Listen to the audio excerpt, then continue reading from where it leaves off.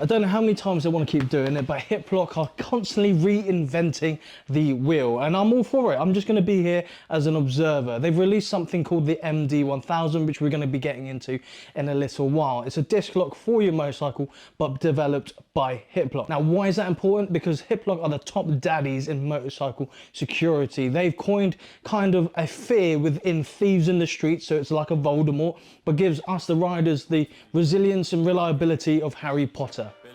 With that analogy over, let's actually go and have a look at the MD1000. Oh, don't stack it.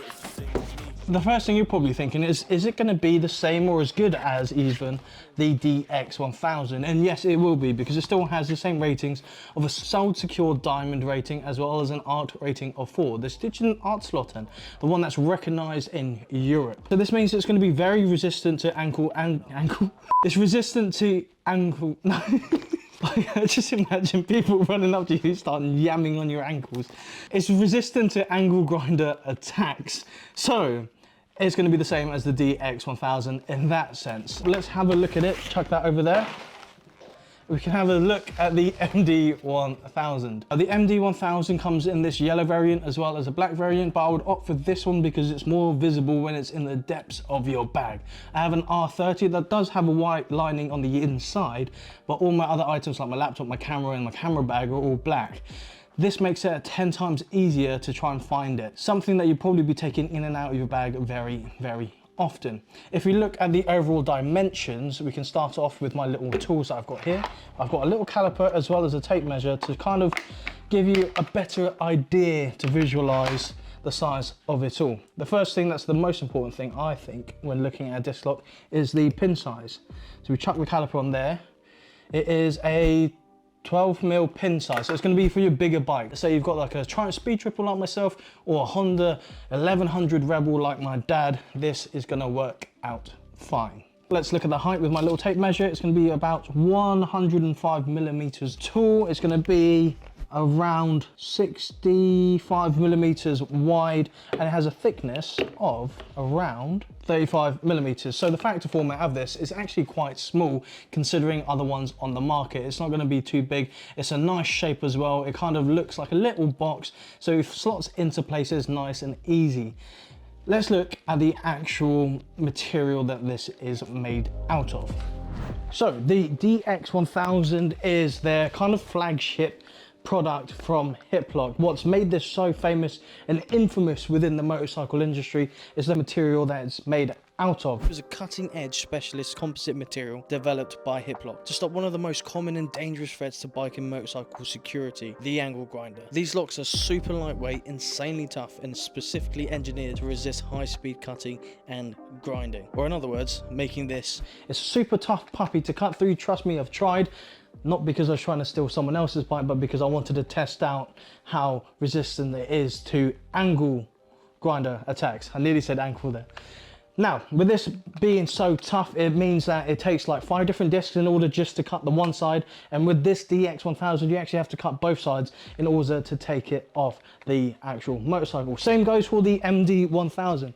So this little puppy here is made out of a plastic coating on the exterior so it doesn't scratch up against your bike once more. But the main body, the important part, is made out of the ferrous safe material. Now, it comes with this little strap here on the outside, not only as a dust cover but also as a reminder cable that you can put on your handlebars, your ignition barrel, because it is magnetic, and also act as a keychain. So inside the carrier bag that it comes with, so you can lug it about a bit easier, you do have a different variant as well, something that I'll probably use because I'm very forgetful and I need visual aids to remind me that I have something on my bike.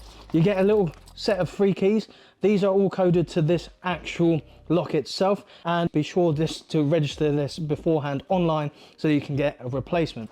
You'll also get this little black tab on here with a little round circular hole. That's in order for you to actually attach the reminder cables and make this into a keychain. Again, just intuitive, innovative and cool stuff from Hiplock themselves.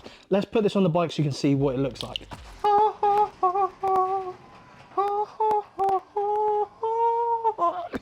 Okay, anyway, so let's get this little beauty out of here so I can show you what the disc lock looks like on the actual bike. With this, get your strap, put the reminder cable on your handlebars if you want to do it that way. There, you're reminded. If you open it up with the little key that you get, you open up this little 8mm hardened steel bolt within this with 44 different points of contact. Again, just referencing that it's a tough puppy to cut through. Put it onto said disc itself, push it in, rotate it, leave it, and that's it. That's how you put a disc lock on the bike. Another thing that I want to touch upon before kind of like wrapping up this video is the overall packaging of the Hiplock products. Hear me out. It doesn't get spoken about in motorcycle gear reviews that often, and probably for good reason, but for me, I feel like it adds to the experience of purchasing a Hiplock. It also showcases the fact that they pay attention to detail within their products, all the way down to just its packaging. If I open this up, you'll see like it just looks like a standard box, but flip it out and open, you see all the Hiplock branding on the inside, which I thought was pretty cool. And they even have their own slogan going for themselves, which is, it's not just a bike, it's your bike, let's keep it that way. I thought it was pretty cool. You might find it corny, but hey ho, that's just my opinion.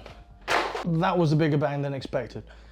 Anyway, before we wrap up this video, I want to do a quick little comparison between the DX1000 and the MD1000, as I've had the pleasure of owning both for a little while now. And as the saying goes, it's not really saying, I'm going to say it as a sentence, the more locks you have on your bike, the less likely the thieves are going to try and attack it. They'll attack the ones that don't have any locks whatsoever, because again, it's easy.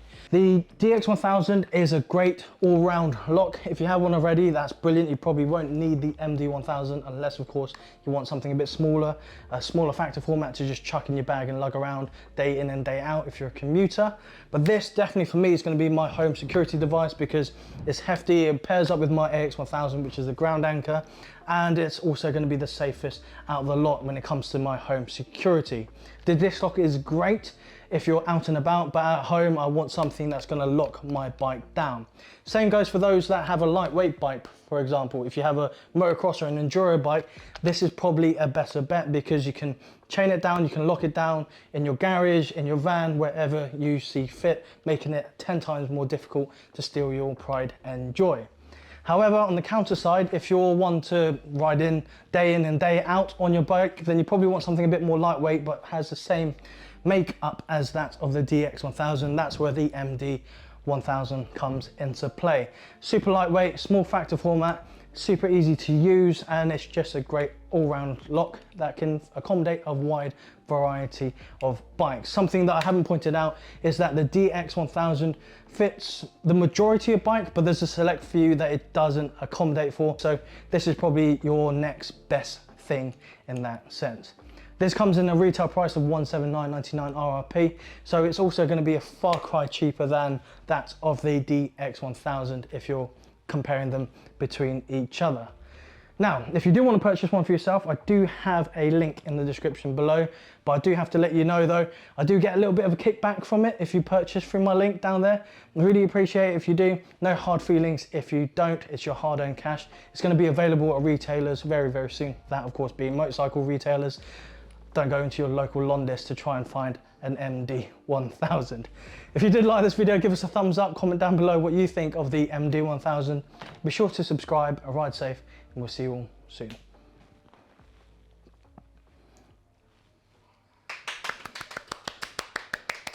Yay! Supportive girlfriend. Yo, new year, new money, but it's the same old me. Need the yard that don't come cheap before I get 8 gold teeth. They wanna play with sticks and stones, I'm calling them Jamie T. Up chasing coins.